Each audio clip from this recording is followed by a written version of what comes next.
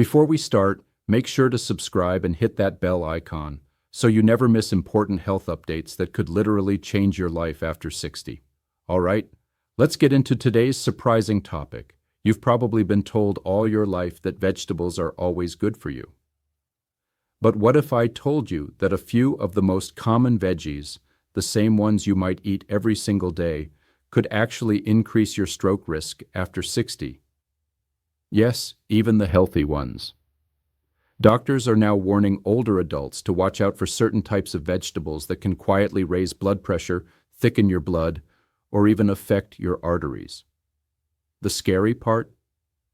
Most people have no idea which ones they are. In this video, we'll uncover the truth.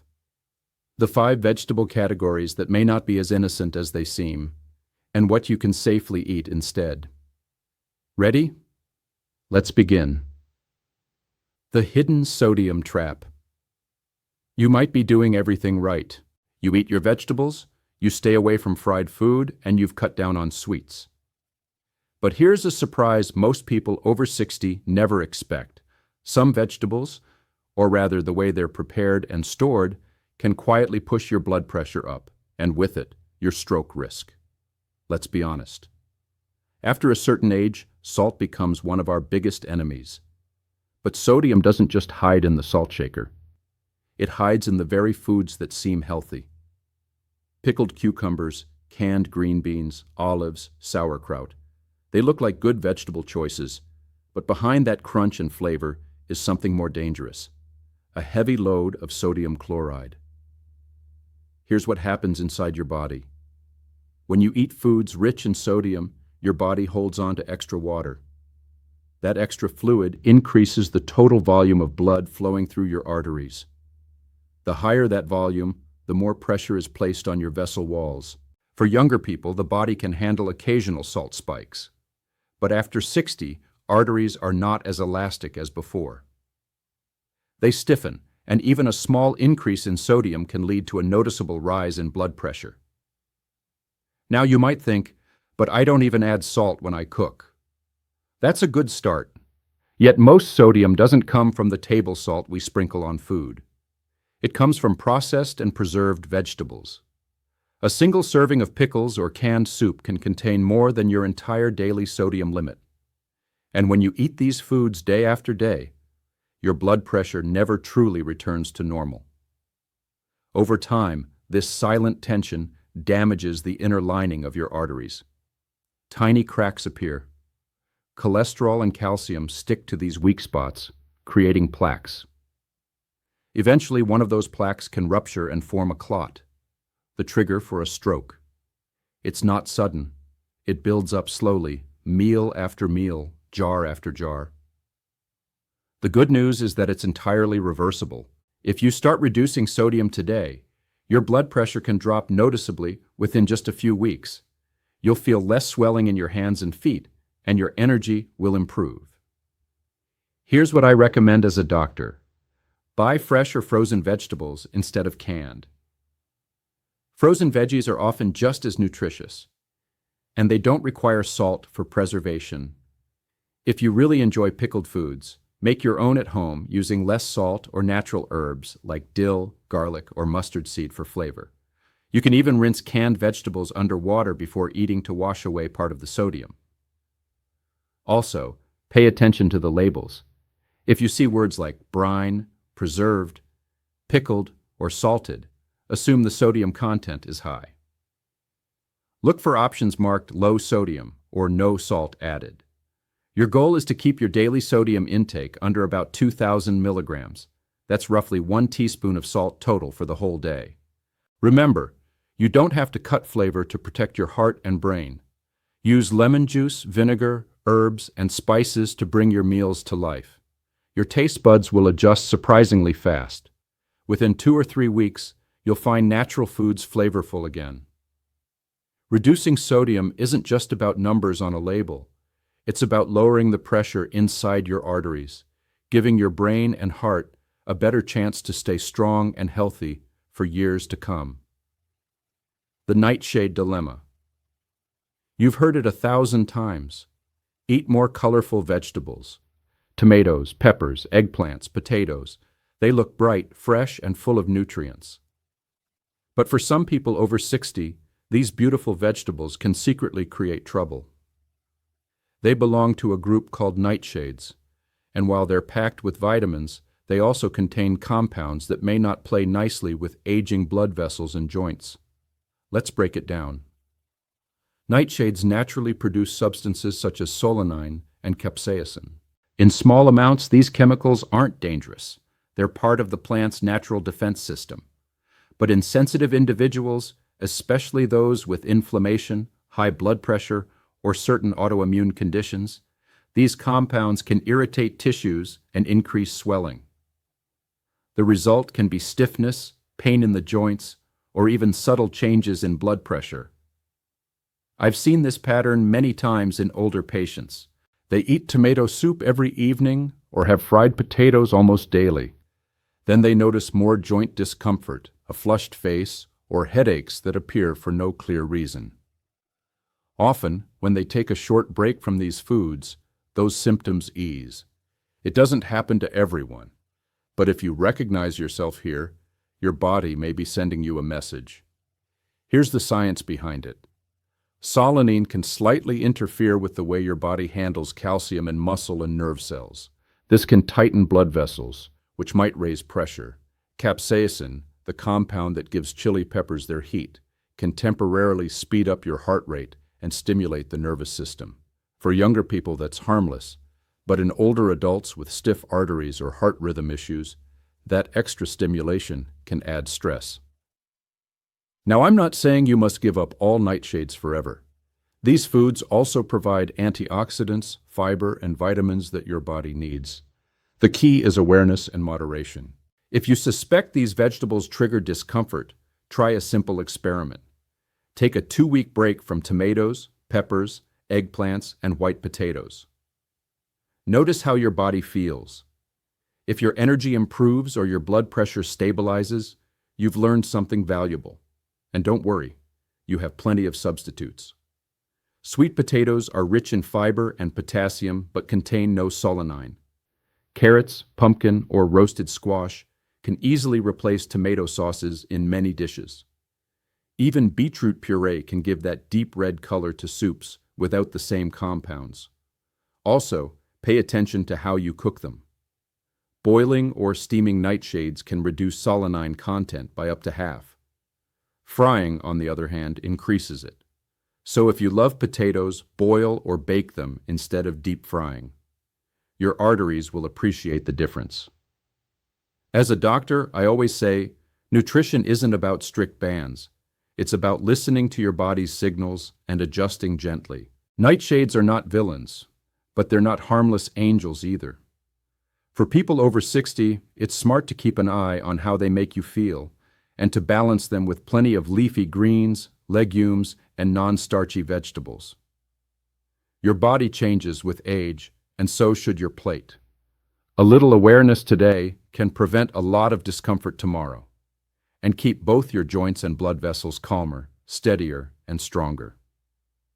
The blood thicker paradox. You've probably heard this countless times.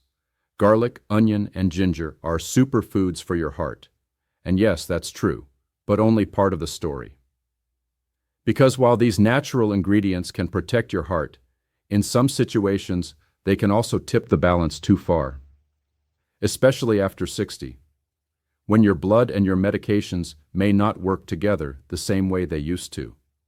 Let me explain. Garlic, onions, and ginger contain natural compounds that help prevent your blood from clotting too easily. That's why they're often said to thin the blood. It's one of the reasons they're linked to lower heart attack and stroke risk. But here's the paradox. If your blood is already being thinned by medication, like warfarin, aspirin, or certain herbal supplements, then adding a lot of these foods can make your blood too thin. When that happens, your blood vessels become more fragile. You might bruise easily, or notice that small cuts take longer to stop bleeding. In rare cases, this can even lead to internal bleeding. That's not something anyone wants to risk, especially if you're already managing high blood pressure or taking daily medication to protect your heart. I've had patients who thought they were doing something good by eating a whole clove of garlic every morning. They had heard it was natural protection. But when we checked their blood, it turned out their clotting levels were dangerously low. It's a powerful reminder that natural doesn't always mean harmless, especially when it interacts with modern medicine. So, what's the right approach? You don't need to cut out these foods completely. Moderation is key. 1 or 2 small cloves of garlic a day are perfectly safe for most people. A few slices of onion in your salad or a bit of ginger tea. All of that supports your circulation without pushing it over the edge. The problem starts when people treat these foods like medicine, eating large amounts or concentrated extracts every single day. Also, remember that your body changes as you age.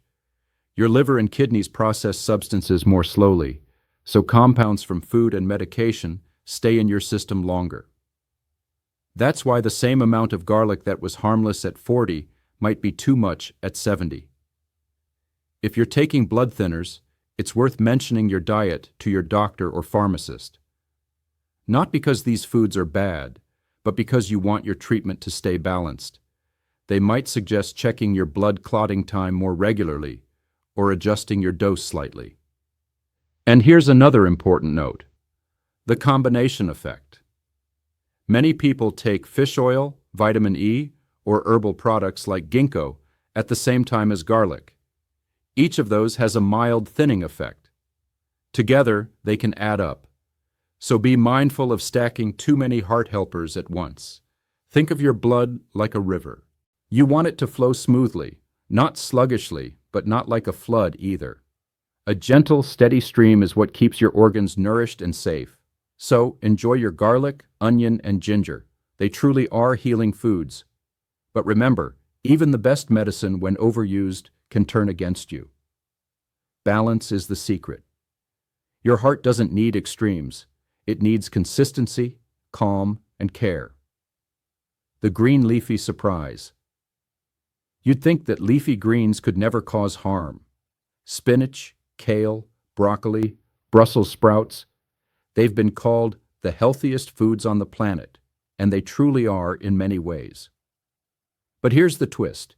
If you're taking certain heart or blood-thinning medications, eating too many of these greens can quietly interfere with your treatment and even raise your stroke risk. It surprises almost everyone. You see, these vegetables are rich in vitamin K, a nutrient that helps your blood clot normally. In a healthy person, that's a good thing. But for people on anticoagulants, medications that reduce blood clotting, vitamin K can create a conflict. It's like pressing the gas and the brake pedal at the same time. Here's what happens inside your body. Drugs like warfarin work by slowing down the clotting process, so your blood flows smoothly and clots don't form in your brain or heart. Vitamin K does the opposite. It helps your body make the proteins that cause blood to clot. So, when your intake of vitamin K suddenly increases, your medication may stop working as effectively. Your blood could become thicker, and that raises the risk of clot formation, which in turn increases stroke danger. But the real issue isn't the greens themselves, it's the inconsistency. When someone eats small amounts of greens one week, then a huge salad the next, their vitamin K levels fluctuate wildly. That forces the medication to fight against those swings. This is why doctors don't say stop eating greens. Instead, we say keep it consistent. If you love spinach, eat it, but try to eat about the same amount each day. Don't go from none on Monday to a big bowl on Wednesday. Your doctor can adjust your medication dose based on your usual diet, but not if it keeps changing. Now let's be clear. These foods are packed with fiber, potassium, folate, and antioxidants. They help keep blood pressure under control, support digestion, and even protect your eyesight. So cutting them out completely would do more harm than good. The key is steady habits and good communication with your healthcare provider. Here's a simple routine that works well for most older adults. Choose 1 or 2 servings of leafy greens every day, about the size of your palm. Steam them lightly or saute them in olive oil instead of boiling them to death. Cooking reduces bitterness and makes nutrients easier to absorb. Also, remember that vitamin K hides in more than just spinach. It's found in green peas, asparagus, and even some vegetable oils. So, if you suddenly change brands of oil or start drinking green smoothies every morning, your intake might jump without you realizing it.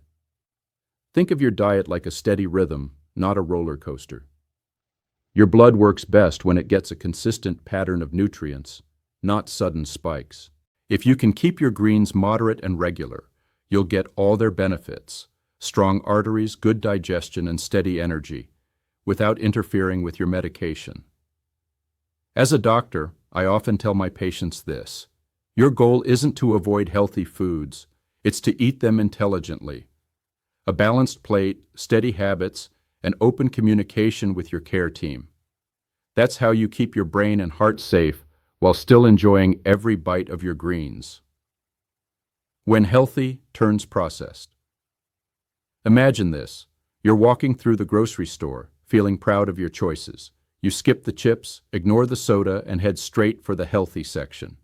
You pick up vegetable soups, bottled smoothies, and ready-made veggie mixes, all labeled with words like natural, light, or heart-friendly.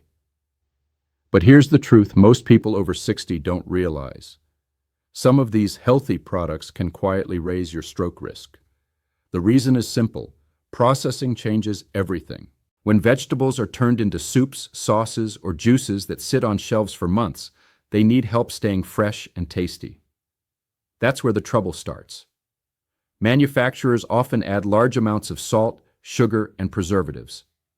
On paper, it's still vegetable soup, but nutritionally, it behaves more like a salty drink or sweet snack. Take canned vegetable soup, for example. One bowl can contain more sodium than your body needs for the entire day. That extra salt forces your heart to pump harder, your blood pressure to rise, and your kidneys to work overtime. Over months and years, that steady strain damages blood vessels, making them more fragile and prone to clot formation. It's a slow, silent process, but it's real. The same goes for vegetable juices and smoothies. They look colorful and wholesome, but many are made from concentrated purees with added sugar. They spike your blood sugar quickly, and when that happens day after day, your blood vessels lose their flexibility. That's a key step on the road to stroke and heart disease. Even green drinks can be high in sugar if they include fruit concentrate to improve flavor. Another hidden risk is preservatives and flavor enhancers.